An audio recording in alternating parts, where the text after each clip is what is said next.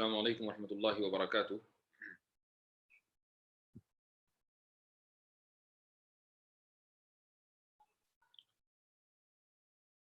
الحمدللہ اب ہم آغاز کر رہے ہیں ایتھیزم ایکسپوزڈ کے دوسرے سیشن کا۔ آپ حضرات کو مجھے 2-3 منٹ دینے ہوں گے تاکہ جو لنک ہے وہ مختلف سوشل میڈیا پلیٹ فارمز کے اوپر شیئر کیا جا سکے۔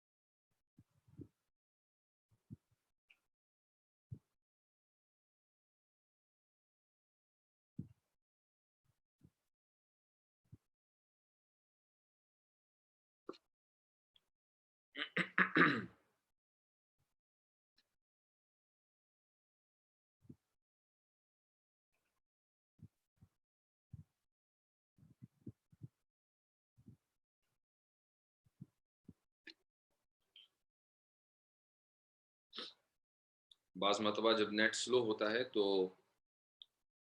ٹائم کافی ضائع ہوتا ہے شروع میں، لیکن انشاءاللہ چند لمحات میں آج کے سیشن کا آغاز کرتے ہیں۔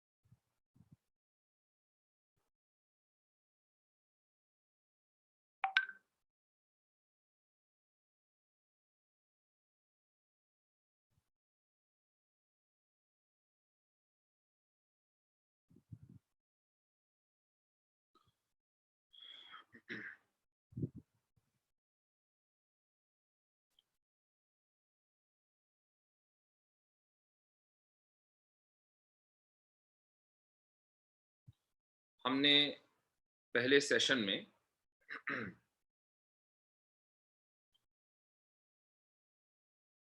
آرمین نوابی کی کتاب پڑھنی شروع کی تھی اور اس کا مقدمہ ہم نے کل ختم کیا تھا۔ پہلے ایک چیز میں یہ بتا دوں کہ اس وقت جو آپ دیکھ رہے ہیں اپنی اسکرین کے اوپر، وہ میں گزشتہ 10 سیکنڈ پہلے کہہ چکا ہوں، یعنی یوٹیوب کے اوپر 10 سیکنڈ کا تھوڑا لیگ ہے، تو اس لیے ہو سکتا ہے کہ آپ اگر کامنٹس کریں تو وہ مجھے بعد میں ملیں، تھوڑا تاخیر سے ملیں۔ اور وسیم سید صاحب آپ یہ کہہ رہے ہیں کہ نیٹ چند دن کے لیے بند ہوگا، اللہ کرے یہ افواہی ہو۔ آپ پوچھ رہے ہیں کہ حقیقت ہے یا افواہ؟ میں تو یہی دعا کرتا ہوں کہ یہ افواہی ہو۔ بہرحال فی الحال اپنے مقصد کے اوپر آتے ہیں، اور ہم مقدمہ ختم کر چکے ہیں۔ اب جو پہلا چیپٹر ہے ہم اس کا آغاز کرتے ہیں۔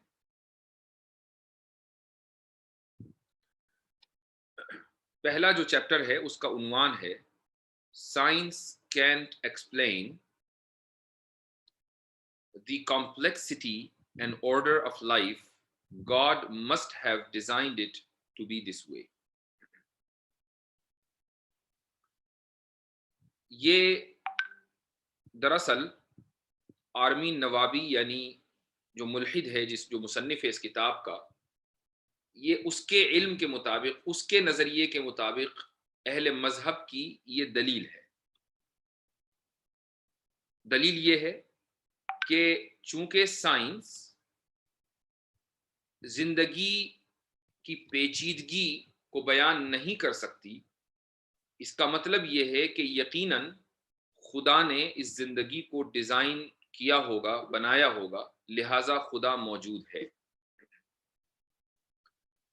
یہ اہل اسلام یا اہل مذہب کی طرف سے ایک دلیل دی گئی ہے۔ یہ الگ بات ہے کہ یہ ہماری دلیل ہے یا نہیں ہے، یہ ایک الگ مسئلہ ہے۔ لیکن جیسا کہ میں نے بتایا تھا پچھلے سیشن میں کہ آگے آنے والے 20 چیپٹرز میں ہر چیپٹر کے اندر وہ اپنی معلومات کے مطابق اہل مذہب کی طرف سے ایک دلیل دے گا اور اس کے بعد پھر اس دلیل کا رد کرے گا۔ ہمارا کام یہ ہے کہ ہم اس دلیل کو سمجھیں، اس کے رد کو سمجھیں، اور اس کے بعد اس رد کے اوپر اگر ہم کوئی رد کر سکیں، کوئی ریفیوٹیشن کر سکیں، تو ہم اس کا رد کریں۔ تو پہلی دلیل جو اس نے دی ہے اہل اسلام کی طرف سے یا اہل مذہب کی طرف سے، وہ یہ ہے کہ چونکہ سائنس اس زندگی اور نظام کی پیچیدگی کو حل نہیں کر سکتی، تو اس لیے یقیناً اس نظام کو، اس زندگی کو، اس کائنات کو خدا نے بنایا ہوگا۔ اس سے ثابت ہوا کہ خدا موجود ہے۔ یہ اس نے اہل مذہب کی طرف سے ایک دلیل دی ہے، یہی عنوان ہے چیپٹر 1۔ اب اس کے بعد وہ اس دلیل کے اوپر تبصرہ کرتا ہے۔ ہو سکتا ہے کہ آپ کو فونٹ تھوڑا چھوٹا نظر آ رہا ہو، لیکن مجبوری ہے کہ کوئی ایسا سافٹ ویئر مجھے نہیں ملا جس کی وجہ سے میں اس کو بہت زیادہ بڑا کر کے دکھا سکوں، لیکن میں چونکہ اس کے کچھ پیراگراف پڑھوں گا اور اس کا ترجمہ کروں گا، اس سے آپ کو اندازہ ہو جائے گا۔ یہ کہتا ہے کہ arguably the earliest function of religion was to explain natural phenomena that primitive men could not otherwise understand.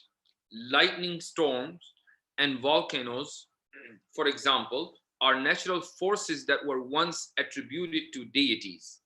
Now that scientific progress has made it clear how and why many of these things occur, a god is no longer required to explain them.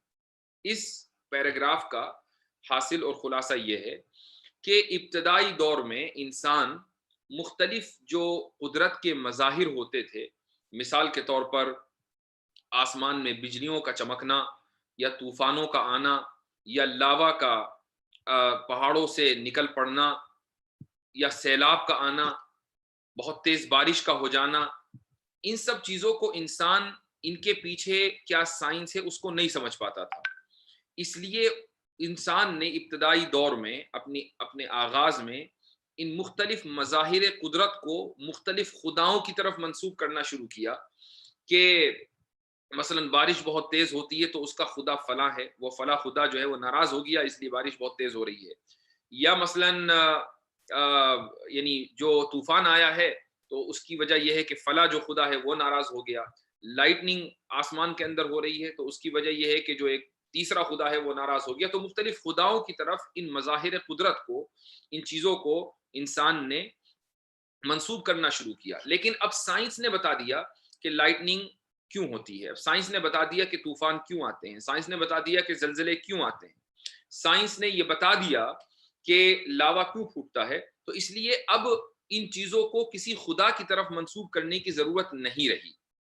تو یہ گویا کہ اس مصنف کا اہل اسلام یا اہل مذہب کی دلیل کا رد ہے اس کی طرف سے۔ تو اہل مذہب کی جو دلیل تھی جو اس نے بیان کی وہ یہ کہ چونکہ پورا نظام بہت کمپلیکس اور بہت ہی پیچیدہ ہے، اس کو سمجھا نہیں جا سکتا، لہٰذا یقیناً خدا نے ہی اس کو ڈیزائن کیا ہوگا، بنایا ہوگا، اس لیے خدا موجود ہے۔ اس نے اس کا جواب یہ دیا کہ سائنس نے اب بیان کر دیا کہ یہ نظام پیچیدہ کیوں ہے، اور سائنس نے بیان کر دیا کہ مختلف مظاہر قدرت کیوں وجود میں آتے ہیں، اس لیے اب خدا کے وجود کی کوئی ضرورت نہیں ہے۔ میں ابھی اس کے اوپر تبصرہ چند لمحات کے بعد کروں گا۔ اگلا پیراگراف پڑھتے ہیں۔ یہ کہتا ہے کہ the same is true for many other natural processes, and as the scientific method manages to come up with more models with better explanatory and predictive capabilities for such phenomenon, supernatural explanations prove themselves more inadequate to say the least. یعنی اب چونکہ science نے ان مظاہر قدرت کی زیادہ بہتر تشریح کر دی ہے، لہٰذا ان کو کسی سپر نیچرل پاور، کسی قادر مطلق کی طرف منسوب کرنا اب مناسب نہیں ہے۔ یہ اس کا تبصرہ ہے۔ ہماری طرف سے اس کا جواب یہ ہے کہ آرمین نوابی نے، مصنف نے، سب سے پہلی بات تو یہ ہے کہ اپنے مقدمے میں یہ بات لکھی تھی کہ جو دلائل دیے جائیں گے وہ بنیادی طور پر دو مذہب کی طرف سے دیے جائیں گے، یعنی دو مذہب، اہل مذہب کی طرف سے جتنے بھی دلائل ہوں گے وہ دلائل ہوں گے جو بنیادی طور پر دو مذہب دیتے ہیں، پہلا اسلام اور دوسرا کرسچینٹی۔ یہ دلیل کہ مظاہر قدرت مختلف خداؤں کی ناراضگی کا نتیجہ ہے، طوفان آتا ہے تو کوئی خدا ناراض ہو جاتا ہے، زلزلہ آتا ہے تو کوئی دوسرا خدا ناراض ہو جاتا ہے، نہ تو یہ اہل اسلام کا عقیدہ ہے اور نہ ہی عیسائیوں کا عقیدہ ہے، یہ ہندوؤں کا عقیدہ ہے۔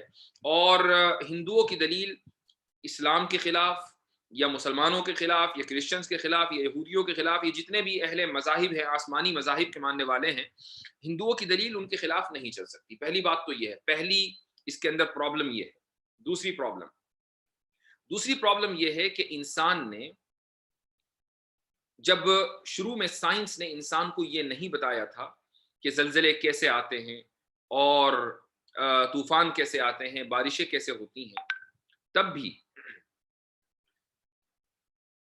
اہل مذہب کبھی بھی ان چیزوں کی پروسیس کو اللہ تعالیٰ کی طرف منسوب نہیں کرتے، بلکہ اہل مذہب ان چیزوں کی جو وجہ ہے، اہل مذہب ان چیزوں کی جو وجہ ہے، جو علت ہے، وہ یہ قرار دیتے ہیں کہ اس کی علت خدا ہے۔ کیا مطلب ہوا؟ یعنی سائنس صرف یہ بتاتی ہے کہ کوئی چیز کیسے ہوتی ہے، سائنس یہ نہیں بتاتی کہ کوئی چیز کیوں ہوتی ہے۔ کیسے اور کیوں کا بہت بنیادی فرق ہے، وہ آپ حضرات ذہن میں رکھیں۔ سائنس یہ تو بتائے گی کہ زلزلہ کیسے آتا ہے، سائنس یہ بتائے گی کہ لاوا کیسے پھوٹتا ہے، سائنس یہ بتائے گی کہ بارش کیسے ہوتی ہے، لیکن اس کے پیچھے اصل وجہ کیا ہے، اس کے پیچھے کا کیوں، اس کا جواب سائنس نہیں دیتی۔ ہم یعنی اہل مذہب یہ مان کر چلتے ہیں، یہ عقیدہ رکھتے ہیں کہ زلزلے آتے ہیں، جتنے بھی مظاہر قدرت دنیا کے اندر ہمارے سامنے آتے ہیں، وہ خدا کی مرضی سے آتے ہیں۔ خدا کی مرضی اس کیوں کا جواب ہے، یہ مذہب بتاتا ہے۔ سائنس کی یہ فیلڈ ہی نہیں ہے کہ وہ خدا کی مرضی یا اس کی عدم مرضی کو بیان کرے۔ تو آپ حضرات اس چیز کو ذہن میں رکھیں کہ سائنس کیسے کا جواب ہے اور مذہب کیوں کا جواب ہے، اور یعنی خدا کی مرضی کو جاننا نہ جاننا یہ سائنس کی میدان سے باہر کی چیز ہے، لہٰذا سائنس اس کو کبھی بیان ہی نہیں کر سکتی کہ خدا موجود ہے یا نہیں۔ تو یہ سب سے پہلی بات، تو اس کے اوپر ہمارا تبصرہ یہ ہے۔ دوسری بات، اگلے صفحے کے اوپر یہ کہانی لکھتا ہے، آرمین نوابی ایک کہانی لکھتا ہے۔ یہ کہانی شروع ہوتی ہے 1802 سے۔ کہانی یہ ہے کہ in 1802 philosophers William Paley introduced the theological argument in his book Natural Theology. In it, he argues that the universe must have been designed by an intelligent creator because it is too complex to have arisen by chance. 1802 میں ایک فلسفی William پیلے نے اپنی کتاب theological natural theology میں ایک دلیل دی ہے۔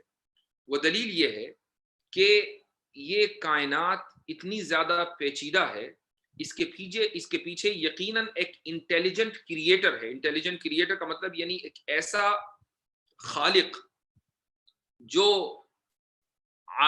علام بھی ہے، جو علیم بھی ہے، انٹیلیجنٹ کریٹر جو سب کچھ جاننے والا بھی ہے، یقیناً وہ اس کی تخلیق کے پیچھے ہے۔ Because it is too complex to have arisen by chance. یہ ناممکن ہے کہ یہ پوری کائنات اور اس کا پیچیدہ نظام اتفاقی طور پر سامنے آ گئے۔ To illustrate this, he makes an analogy to a watch. اس کو مزید وضاحت کرنے کے لیے وہ ایک گھڑی کی مثال دیتا ہے۔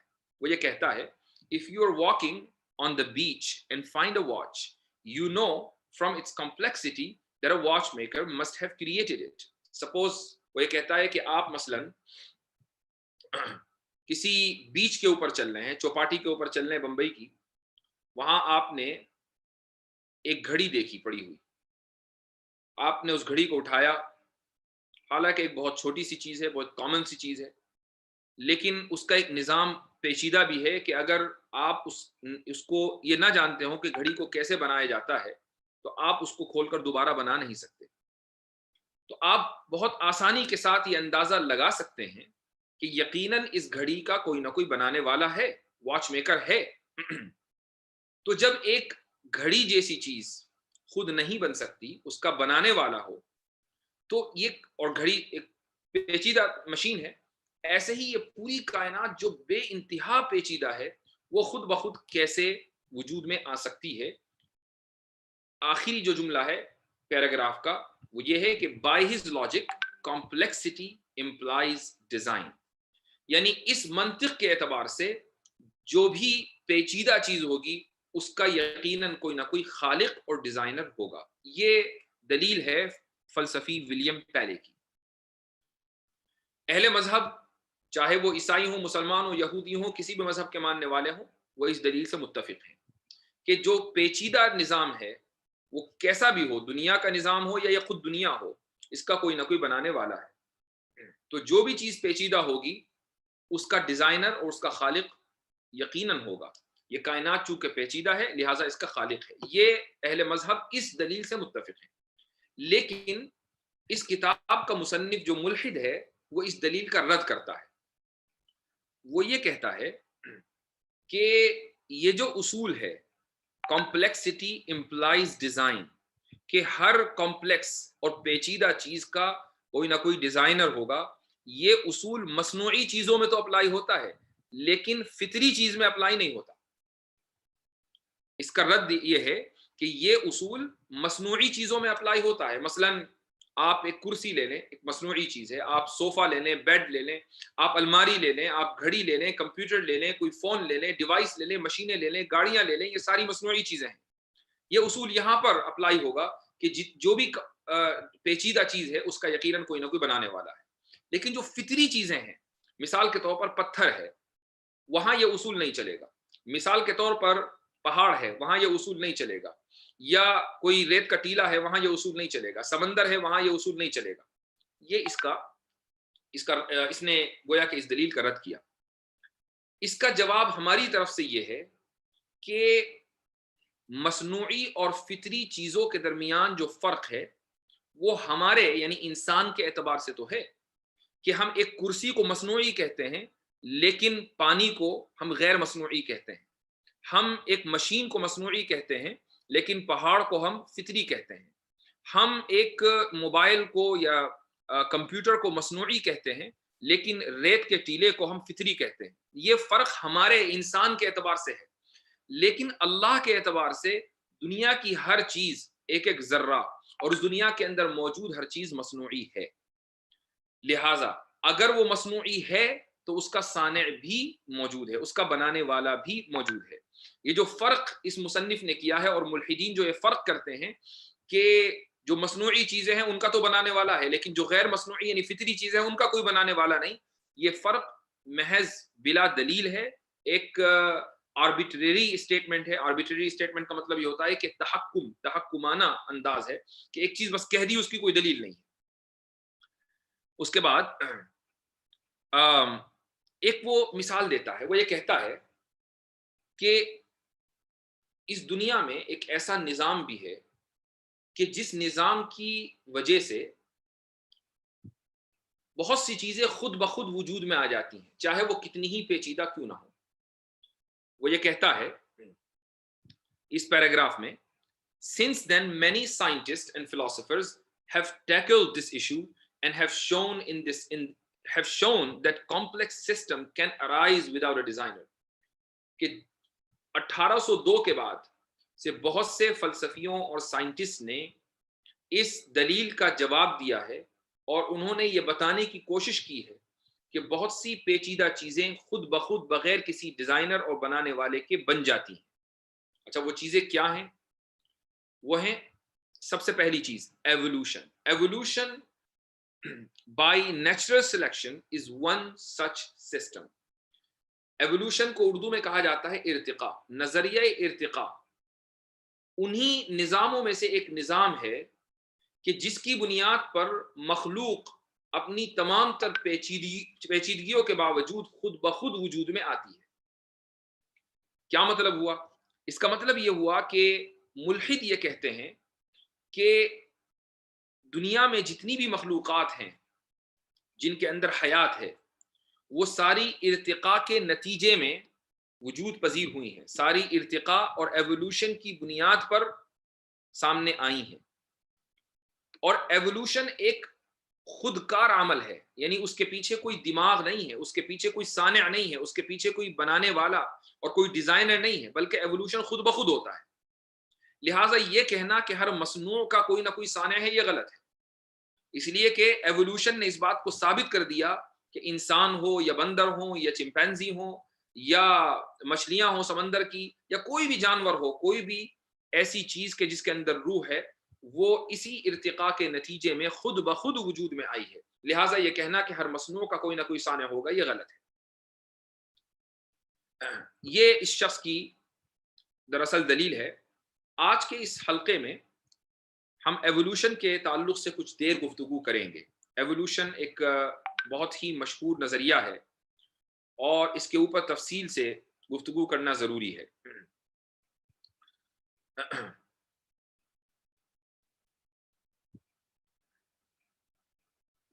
دیکھیے، سب سے پہلی بات تو یہ ہے کہ جو لوگ بھی ایوولوشن کے قائل ہیں، یعنی نظریہ ارتقاء کے قائل ہیں، آپ ان سے ایک سوال یہ پوچھیں کہ نظریہ ارتقاء ایک سائنسی نظریہ ہے یا نہیں. وہ جواب یہ دیں گے کہ نظریہ ارتقاء ایک سائنسی نظریہ ہے. وہ یہ نہیں کہہ سکتے کہ یہ غیر سائنسی نظریہ ہے، یعنی یہ ایک ایسی بدیہی چیز ہے کہ اس کا انکار ممکن نہیں ہے.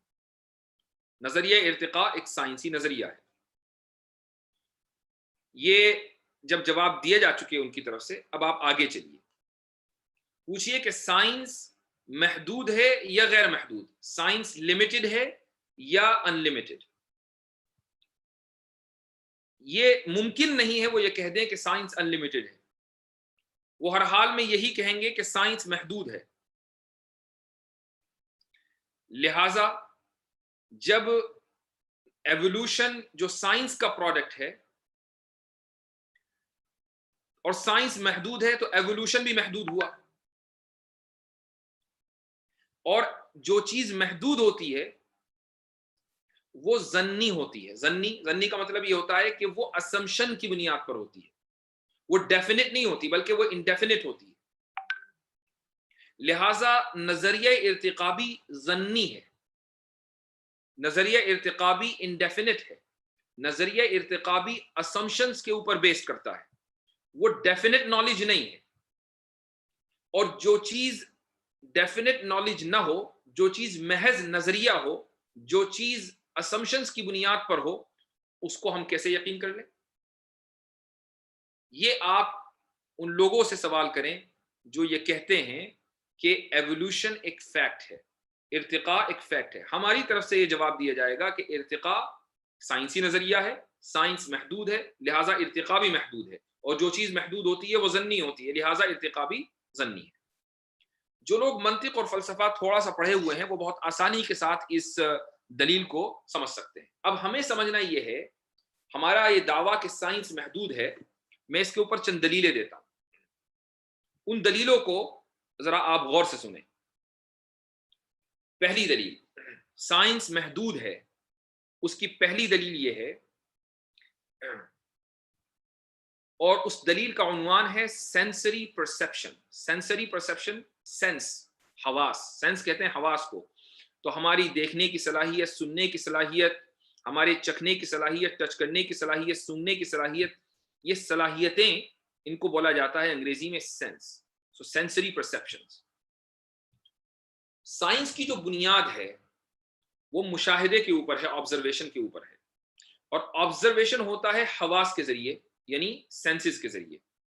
اور جو علم ہم اپنے سینسز سے حاصل کرتے ہیں، حواس کے ذریعے حاصل کرتے ہیں، وہ محدود ہے. لہٰذا ہمارا مشاہدہ اور آبزرویشن محدود اور لمیٹڈ ہوا. سائنس کی بنیاد ہے آبزرویشن کے اوپر، لہٰذا سائنس بھی محدود اور لمیٹڈ ہوئی. ٹھیک ہے. اور جو چیز لمیٹڈ ہو، سائنس ایک لمیٹڈ چیز ہے، اور دنیا کا بنانے والا وہ ہے غیر محدود. تو ایک محدود چیز غیر محدود کے بارے میں یہ کیسے فیصلہ کر سکتی ہے کہ وہ ہے یا نہیں ہے؟ تو ہماری پہلی دلیل سائنس کے محدود ہونے پر تو یہ ہے، سینسری پرسیپشنز. دوسری بات، دوسری دلیل، ایک ٹرمینالوجی ہے، ایک اصطلاح ہے امپیریسزم. امپیریسزم آپ نے شاید ایک لفظ سنا ہو، امپیریکل ڈیٹا. امپیریکل ڈیٹا کا مطلب یہ ہوتا ہے کہ ایسا ڈیٹا کہ جس کی بنیاد مشاہدے کے اوپر مبنی ہو، جس کی بنیاد آبزرویشن کے اوپر مبنی ہو، اس کو امپیریکل ڈیٹا بولتے ہیں. امپیریسزم کا مطلب یہ ہے کہ وہ علم کہ جو حواس کے اوپر مبنی ہو، وہ علم جو عقل کے اوپر مبنی ہو، اس کو ریشنلزم بولا جاتا ہے. اور جو علم حواس کے اوپر مبنی ہو، اس کو امپیریسزم بولا جاتا ہے. آج کی جو سائنس ہے وہ امپیریسسٹ ہے، وہ ریشنلسٹ نہیں ہے. آج کے دور میں سائنس امپیریسسٹ ہے، یعنی مکمل حواس کے اوپر مبنی ہے، وہ ریشنلسٹ نہیں ہے. لیکن اس کے باوجود بہت سی چیزیں ایسی ہیں کہ جو ہمارے حواس سے باہر ہیں، اس کے باوجود سچ ہیں. مثال کے طور پر میتھس 3+3 6، یہ ایک ایسی حقیقت ہے کہ جس کی سچائی کو جاننے کے لیے آپ کو سائنس کا سہارا لینے کی ضرورت نہیں ہے. تو اگر سائنس یہ کہے کہ نہیں وہی چیز درست ہوگی جو سائنس کے مطابق ہو اور سائنس سے ثابت ہو، تو سائنٹسٹ سے یہ سوال کیا جانا چاہیے کہ پھر 3+3 6 یہ درست کیسے ہے، جبکہ اس کو صحیح ماننے کا معیار سائنس نہیں ہے. یہ ایک یونیورسل ٹروتھ ہے، یہ ایک کائناتی حقیقت ہے. ایک آدمی چاہے سائنس جانتا ہو یا نہ جانتا ہو، وہ اس بات کا قائل ہے کہ 3+3 = 6. ایسے ہی اس سماج میں، معاشرے میں جتنے بھی اخلاقی اچھائیاں ہیں یا اخلاقی برائیاں ہیں، یہ ایسی سچائیاں ہیں کہ جن کے سچ ہونے کے لیے سائنس کا سہارا لینے کی ضرورت نہیں ہے. مثال کے طور پر کسی کا قتل کر دینا، ناحق قتل کر دینا ایک بری چیز ہے. اس کے لیے سائنس کا سہارا لینے کی ضرورت نہیں ہے. بغیر سائنس کے ہم نے اس سچ کو جانا کہ ناحق کسی کا قتل کرنا بری چیز ہے. ایسے ہی کسی کے اوپر کسی بھوکے کو کھانا کھلا دینا ایک اچھی چیز ہے. یہ ایک ایسا سچ ہے کہ جس کو جاننے کے لیے ہمیں سائنس کے سہارا لینے کی ضرورت نہیں ہے. لہٰذا یہ ثابت ہوا کہ اس دنیا میں بہت سی سچائیاں ایسی ہیں جو سائنس کے حدود اور اس کی لمیٹیشن سے باہر ہیں. جب بہت سی سچائیاں سائنس کی لمیٹیشن سے باہر ہیں تو سائنس محدود ہوئی. اور یہ بھی ثابت ہوا کہ کسی بھی سچائی کے لیے یہ ضروری نہیں ہے کہ وہ سائنس کے معیار پر پورا اترے یا سائنس سے اس کو ثابت کیا جائے. تو خدا کا ہونا یہ بھی ایک ایسی سچائی ہے کہ جس کو سچ ماننے کے لیے سائنس کا سہارا لینے کی ضرورت نہیں ہے. یہ ہماری دوسری دلیل ہے. تیسری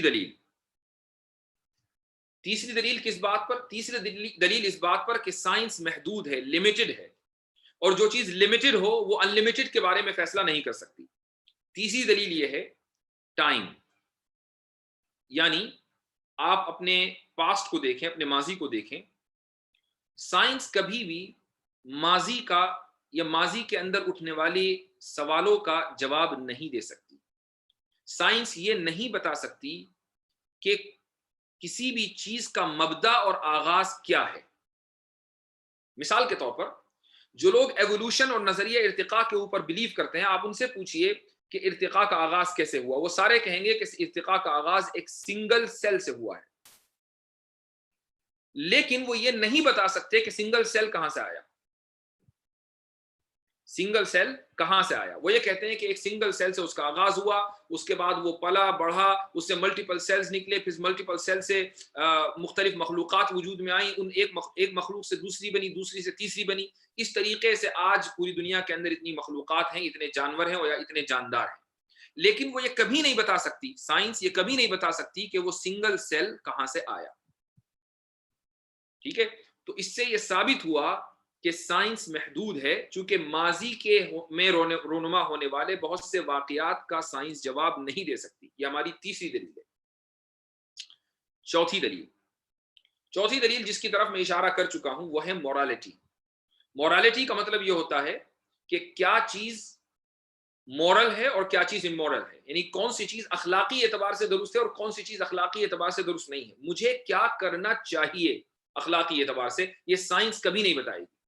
مثلا میں نے ایک آدمی کو دیکھا، مجھے لگا اس کے چہرے کے اوپر بھوک کے آثار ہیں، تو کیا مجھے اس کو کھانا کھلانا چاہیے یا نہیں کھلانا چاہیے؟ کہیں اس نے محض جھوٹا اظہار تو نہیں کیا بھوک کے آثار کا؟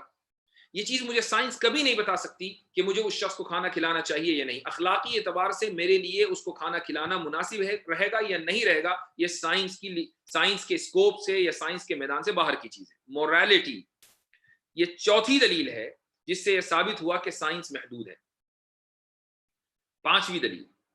پانچویں دلیل کہ سائنس محدود ہے یہ ہے، جس کو ہم ایک عنوان دیں گے، problem of induction.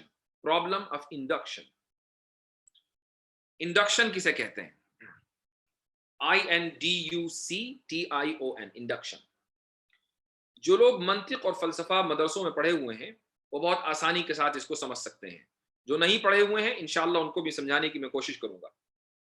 Problem of induction کا مطلب یہ ہوتا ہے کہ کسی جزئیے سے کلیے کے اوپر استدلال کرنا، یعنی کسی، اب یہ جو جزئی اور کلی کی جو تعریف جانتے ہیں وہ بہت آسانی کے ساتھ اس کو سمجھ گئے ہوں گے، لیکن جن لوگوں کو اس کی ڈیفینیشن نہیں پتا ہے ان کے لیے میں انگلش کی ٹرمینالوجی استعمال کرتا ہوں۔ کسی پرٹیکولر ایونٹ یا انسیڈنٹ سے آپ کسی یونیورسل ٹروتھ کے اوپر استدلال کریں، آرگومنٹیشن کریں، اس کو انڈکٹیو آرگومنٹ کہا جاتا ہے۔ اس کی ایک مثال دیتا ہوں۔ مثلا میں یہ کہوں کہ میں نے دیکھا ہے کہ جب بھی کوئی شخص باکسنگ گلوز پہن کر باکسنگ کرتا ہے تو اس کے ہاتھوں میں چوٹ نہیں لگتی ہے۔ میں نے یہ دیکھا ہے کہ جب بھی کوئی شخص باکسنگ گلوز پہن کر باکسنگ کرتا ہے تو اس کے ہاتھوں میں چوٹ نہیں لگتی ہے۔ یہ ایک جزیہ ہوا، یہ ایک پرٹیکولر انسیڈنٹ ہوا، یا 10-15 پرٹیکولر انسیڈنٹس ہوئے۔ اب اس کے بعد میں نے یہ دلیل دی، لہٰذا اس سے ثابت ہوا کہ جو شخص جو بھی دنیا میں باکسنگ گلوز پہن کر باکسنگ کرے گا اس کے ہاتھ میں کبھی چوٹ نہیں لگے گی، اس کے ہاتھ میں کبھی چوٹ نہیں لگے گی۔ یہ ایک کلیہ ہوا، یہ ایک یونیورسل اسٹیٹمنٹ ہوا، لیکن اس یونیورسل اسٹیٹمنٹ کو ثابت کرنے کے لیے میں نے کچھ پرٹیکولر اسٹیٹمنٹس کا سہارا لیا، اسی کو انڈکٹیو آرگومنٹ کہا جاتا ہے۔ مکمل سائنس انڈکٹیو آرگومنٹس کے اوپر ڈیپینڈ کرتی ہے، جبکہ جو درست آرگومنٹ ہے وہ ہے ڈیڈکٹیو آرگومنٹ۔ ڈیڈکٹیو آرگومنٹ کا مطلب کیا ہے؟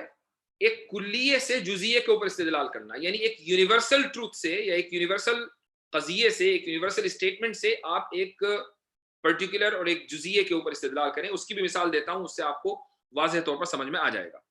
مثلا ہم یہ کہیں کہ تمام مرد دنیا کے فنا ہونے والے ہیں، تمام مرد ایک دن ان کو موت آئے گی، تمام مرد مرنے والے ہیں، یہ ایک کلیہ ہے، یہ ایک یونیورسل اسٹیٹمنٹ ہے، ٹھیک ہے۔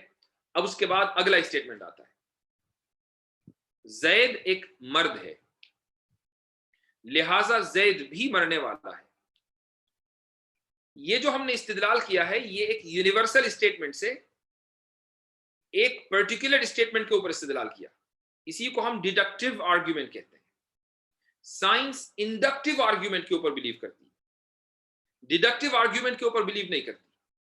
مذہب ڈیڈکٹیو آرگومنٹ پیش کرتا ہے، اور جو ڈیڈکٹیو آرگومنٹ ہے یعنی کلیے سے جزئیے کے اوپر استدلال کرنا، یونیورسل اسٹیٹمنٹ سے ایک پرٹیکولر اسٹیٹمنٹ ثابت کرنا، اگر وہ یونیورسل اسٹیٹمنٹ سچا ہے تو یہ نتیجہ ہمیشہ صحیح نکلے گا، لیکن انڈکٹیو آرگومنٹ ضروری نہیں کہ ہمیشہ سچ ہو۔ مثال کے طور پر اگر میں یہ کہوں کہ میں نے 10 لوگوں کو دیکھا کہ جب وہ باکسنگ گلوز پہن کر باکسنگ کر رہے تھے تو ان کو چوٹ نہیں لگی، لہٰذا اس دنیا میں جو بھی باکسنگ گلوز پہن کر باکسنگ کرے گا اس کو کبھی بھی چوٹ نہیں لگے گی، یہ جملہ 100% صحیح ہو یہ ضروری نہیں ہے۔ ایسا ہو سکتا ہے کہ کوئی آدمی باکسنگ گلوز پہن کر باکسنگ کرے، اس کے باوجود بھی اس کے ہاتھوں میں چوٹ لگ جائے۔ سائنس کی بنیاد انڈکٹیو آرگومنٹ کے اوپر ہے، اور انڈکٹیو آرگومنٹ محدود ہوتا ہے، انڈکٹیو آرگیومنٹ ظنی ہوتا ہے، انڈکٹیو آرگیومنٹ ہمیشہ یقینی نہیں ہوتا، 100% ٹروتھ نہیں ہوتا. لہٰذا سائنس بھی 100% ٹروتھ نہیں ہے، سائنس بھی 100% سائنس بھی محدود ہے، لمیٹڈ ہے، انلمیٹڈ نہیں.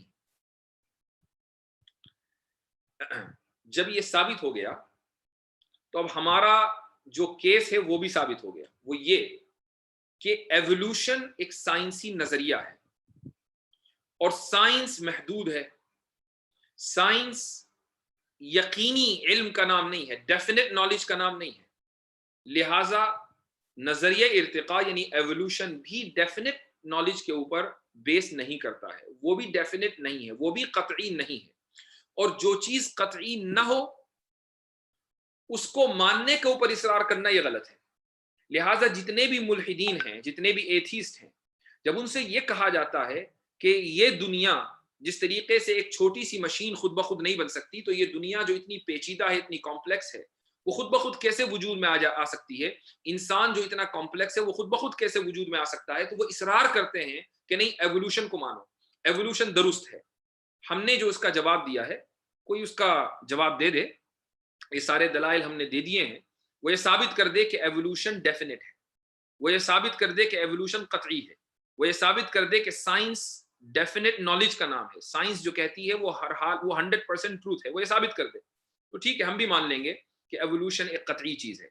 تو یہ ہمارے دلائل ہیں اس ملحد اور ان دنیا کے ان تمام ملحدین کے خلاف جو یہ سمجھتے ہیں کہ ایوولوشن ایک ڈیفینٹ پروسیس ہے. یاد رکھیے کہ جو ایوولوشن ہے یہ نظریہ سب سے پہلے کس نے پیش کیا تھا؟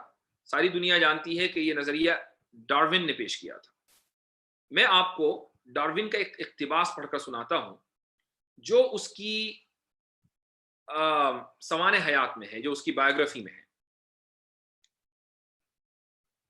وہ یہ لکھتا ہے، یعنی ڈارون خود ہی کہہ رہا ہے، چارلز ڈارون خود ہی کہتا ہے، میں اس کا اردو ترجمہ آپ کو پڑھ کے سنا رہا ہوں. خدا کے وجود پر ایمان کی ایک اور دلیل مجھے کہیں زیادہ وزنی معلوم ہوتی ہے اور اس کا تعلق جذبات سے نہیں بلکہ عقل سے ہے. یعنی بہت سے لوگ خدا کے وجود پر کے قائل اس لیے ہوتے ہیں چونکہ یہ ان کے لیے ایک ایموشنل مسئلہ ہوتا ہے، لیکن ڈارون یہ کہتا ہے کہ یہ جو دلیل مجھے ملی ہے اس کا تعلق جذبات اور ایموشن سے نہیں بلکہ عقل سے. آگے وہ لکھتا ہے، یہ تصور کرنا محال بلکہ ناممکن ہے کہ یہ انتہائی زبردست کائنات اور یہ انسان کے جس کے پاس دور دراز ماضی اور مستقبل میں کہیں آگے تک نظر ڈالنے کی صلاحیت پائی جاتی ہے، محض ایک اندھے اتفاق یا ضرورت کی پیداوار ہے. اس زاویے سے غور کرتے ہوئے میں خود کو مجبور پاتا ہوں کہ اس اولین سبب تخلیق میں ایک انسانی ذہن سے کسی درجے مماثلت رکھنے والی ذہانت کی موجودگی کو تسلیم کروں، اور اس طرح میں مستحق ہوں کہ میرا شمار بھی خدا پر یقین رکھنے والوں میں کیا جائے. آخری جملہ غور کیجئے، اس طرح میں مستحق ہوں کہ میرا شمار بھی خدا پر یقین رکھنے والوں میں کیا جائے. یعنی خود ڈارون یہ کہہ رہا ہے کہ میرا شمار خدا پر یقین رکھنے والوں میں کیا جانا چاہیے. تو ڈارون تو اس بات کا قائل ہو کہ خدا موجود ہے اور ڈارون کے چیلے اس بات کے قائل ہو کہ خدا موجود نہیں ہے، اسی کی تھیوری کو بنیاد بنا کر. یہ کتنا عجیب اتفاق ہے. تو یہ جو پورا چیپٹر تھا جس کا اسکرین شاٹ آپ کے سامنے ابھی اسکرین پر تھا، وہ دراصل ایوولوشن کے متعلق تھا. آج کی اس بحث کا خلاصہ یہ نکلا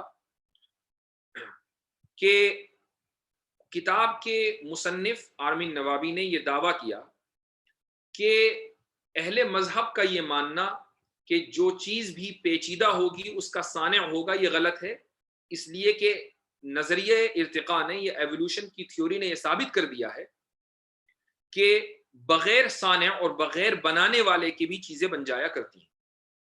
ہم نے اس کا جواب دیا کہ نظریہ ارتقاء کوئی قطعی چیز نہیں ہے، کوئی ڈیفینٹ چیز نہیں ہے، بلکہ ایک ضنی اور انڈیفینٹ چیز ہے، ایک تصور ہے، ایک امیجنری چیز ہے. اور جو چیز امیجنری ہو، جو چیز تصوراتی ہو، جو چیز ضنی ہو، اس کو بنیاد بنا کر کسی کے اوپر تھوپا نہیں جا سکتا. یہ چیز کیوں امیجنری ہے اس کے ہم نے 5-6 دلائل دیے ہیں. آپ اس ویڈیو کو اگر دوبارہ دیکھیں گے تو وہ دلائل آپ کو بآسانی سمجھ میں آ سکیں گے. تو آج کے درس کا یہی حاصل ہے. انشاءاللہ پھر ہم کل کی کلاس میں اسی وقت اگلا چیپٹر یعنی سیکنڈ چیپٹر پڑھیں گے اور اس میں اس بات کو دیکھیں گے کہ اس کے مزید دلائل کیا ہیں اور ان کا رد کیسے کیا جا سکتا ہے. اچھا، کچھ لوگ کامنٹس میں دیکھ رہا ہوں بیچارے نان مسلمز آ گئے ہیں. سب سے پہلے بلکہ اچھا ہے کہ وہ یہاں آئیں اور وہ یہ جاننے کی کوشش کریں کہ مسلمان یا اہل اسلام کی ان کے عقائد کیا ہیں. میں ان سے ایک گزارش کروں گا، میں ان سے ایک ریکویسٹ کروں گا، وہ یہ کہ آپ لوگ اس تعصب سے اور اس بائسنس سے باہر نکلیے اور بہت ہی ٹھنڈے دل سے کسی بھی مذہب کے بارے میں غور کیجیے. آن لائن جو بہت سی انفارمیشن مل جاتی ہیں، آپ ان سے اپنے آپ کو نکالیے، قرآن کریم کو ڈائریکٹ پڑھیے. پھر اگر کوئی آپ کو آبجیکشن لگتا ہے تو یقیناً آپ وہ آبجیکشن کیجیے. ہم یہاں آبجیکشنز کا جواب دینے کے لیے، پرابلمس کو سالو کرنے کے لیے، کنفیوژن کو دور کرنے ہی کے لیے بیٹھے ہوئے ہیں. لیکن کامنٹس میں آ کر گالی دینا تو آپ کی جہالت کی دلیل ہے. ہمیں لگتا ہے کہ اس دنیا میں اب سویلائزڈ لوگوں کو سامنے آنا چاہیے اور جو لوگ سویلائز نہ ہوں وہ خاموش رہیں. تو آپ اگر گالیاں دیں گے کامنٹس کے اندر تو اس سے پتہ چلے گا کہ آپ انسویلائزڈ ہیں. اس سے ہماری صحت کے اوپر کوئی فرق نہیں پڑتا، اس سے ہمارے کاز کے اوپر کوئی فرق نہیں پڑتا. بہرحال اگر آپ میری جو بات سن رہے ہیں آپ اس وقت، وہ میں 10 سیکنڈ پہلے کہہ چکا ہوں چونکہ اس ویڈیو میں لیگ ہے. اگر آپ کا کوئی کوئک کویشچن ہو تو آپ فوری طور پر کامنٹ میں لکھ سکتے ہیں. انشاءاللہ میں اس کا جواب دینے کی کوشش کروں گا. تو اتنے آپ اس کو لکھیں. بہت سارے کامنٹس آئے ہیں، میں کامنٹس نہیں پڑھ پا رہا تھا لیکچر کے دوران. ایک چیز اور وہ یہ کہ ہم جب اس حلقے میں شامل ہوں، اس درس میں شامل ہوں، تو آپ اپنے ساتھ ایک نوٹ بک اور پین ضرور رکھیے، چونکہ بہت ساری چیزیں ایسی ہوتی ہیں کہ آپ اگر صرف سنیں گے تو شاید وہ یاد نہ رہیں. بہت ساری چیزیں اسی وقت یاد رہ سکتی ہیں جب آپ ان کو لکھیں. آپ کو اندازہ ہوگا، آپ مدرسے میں اگر پڑھے ہیں، کالج میں پڑھے ہیں، یونیورسٹی میں پڑھے ہیں تو نوٹس لینے کی عادت یقیناً ہوئی ہوگی. تو اس کو اسی اعتبار سے دیکھا جائے، یعنی اس کو جلسہ نہ سمجھا جائے بلکہ اس کو ایک درس سمجھ لیا جائے تو زیادہ بہتر ہے. تو بہت سی اصطلاحات ایسی ہیں کہ جن کی میں انگلش بھی بیان کر دیتا ہوں یا عربی بیان کر دیتا ہوں، اردو بیان کر دیتا ہوں. تو وہ اصطلاحات بھی آپ کے سامنے آ جائیں، ان کو لکھ لیا کریں اور جو دلائل ہم دے رہے ہیں ان کو لکھ لیا کریں تاکہ آگے چل کر وہ آپ کو فائدہ دیں انشاءاللہ تعالی.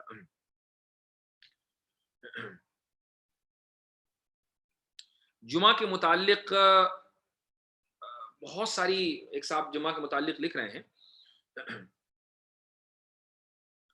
دیکھیے، جمعہ کے متعلق اتنی ساری ویڈیوز آ چکی ہیں اور آڈیوز آ چکی ہیں، مزید کچھ کہنے کی گنجائش ہی نہیں ہے.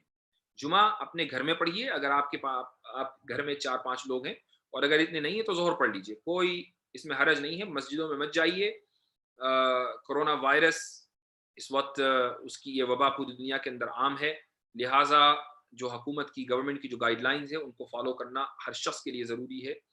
اور یہ بھی اسلام کا حصہ ہے کہ لا آف دا لینڈ کو فالو کیا جائے. اس لیے بہتر ہے کہ اپنے گھروں میں رہیں، اپنی زندگی کی بھی حفاظت کریں، دوسروں کی زندگی کی بھی حفاظت کریں.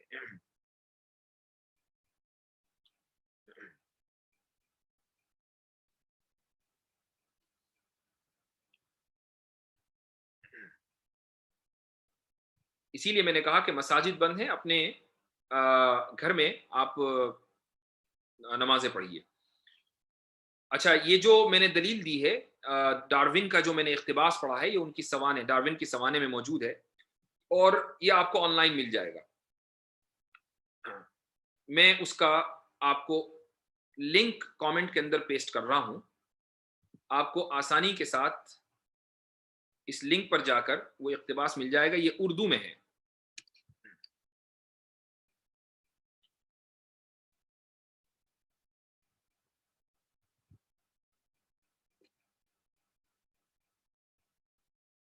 جی ہاں، نظر الہدا مومن صاحب، جو لوگ لائیو سیشن اٹینڈ نہیں کر سکے ہیں، یہ ویڈیو تھوڑی دیر کے بعد خود بخود یوٹیوب پر آ جائے گی اور انشاءاللہ یہیں رہے گی، وہ بعد میں بھی دیکھ سکتے ہیں.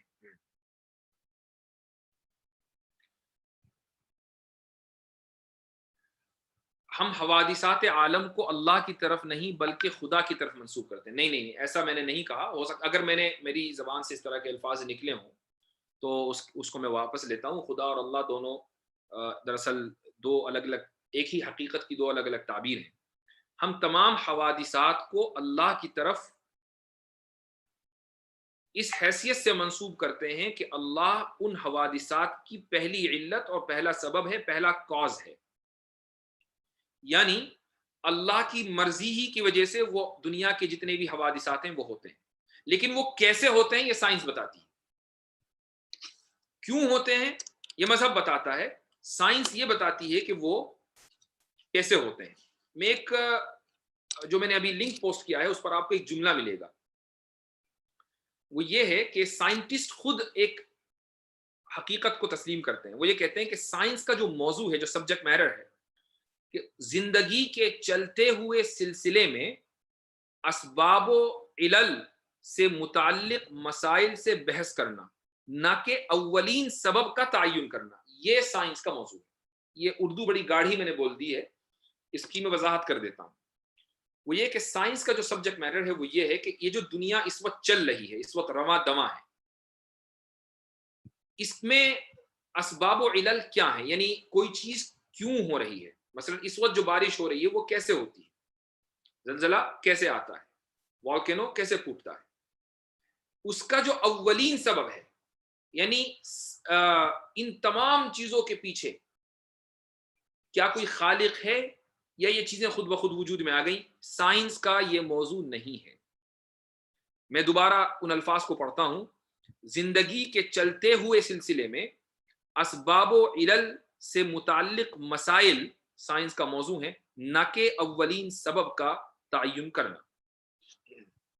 یہ جملہ بھی اس پر جو میں نے لنک دیا ہے اس پر آپ کو مل جائے گا. یہ بہت اہم جملہ ہے اور اسی کو مختصر الفاظ میں آپ یاد رکھ سکتے ہیں کہ سائنس کا موضوع ہے کسی چیز کے کیسے کو بیان کرنا، اور مذہب کا موضوع ہے کسی چیز کے کیوں کو بیان کرنا.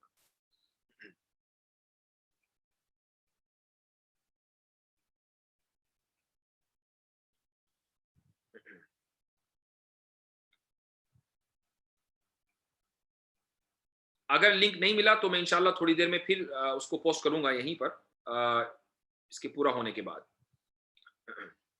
تو بہرحال آج کے لیے انشاءاللہ اتنا ہی، اور کل پھر اسی وقت 11:30 بجے انڈیا ٹائم کے اعتبار سے یوٹیوب پر ہی ملاقات ہوگی. اگلا چیپٹر انشاءاللہ ہم کور کریں گے. دعا کیجئے کہ انٹرنیٹ لاک ڈاؤن نہ ہو.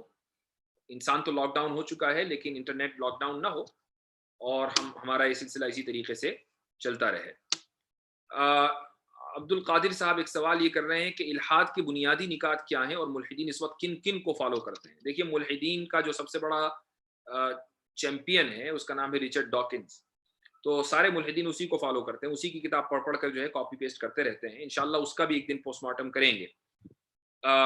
لیکن ان کے جو بنیادی نکات ہیں، دراصل ہم انہی کو ذکر کرنے کے لیے یہ سیشنز کر رہے ہیں. یعنی اگر آپ یہ سارے سیشنز دیکھ لیں گے اور ان کو سمجھ لیں گے تو آپ کو پتہ چل جائے گا کہ الحاد کے بنیادی نکات کیا کیا ہیں، کن کن چیزوں کے اوپر الحاد کھڑا ہے. اور اس کا جو سب سے بنیادی جو نظریہ ہے وہ ایوولوشن ہے. ایوولوشن الحاد کا، ایتھیزم کا سب سے بنیادی نظریہ ہے.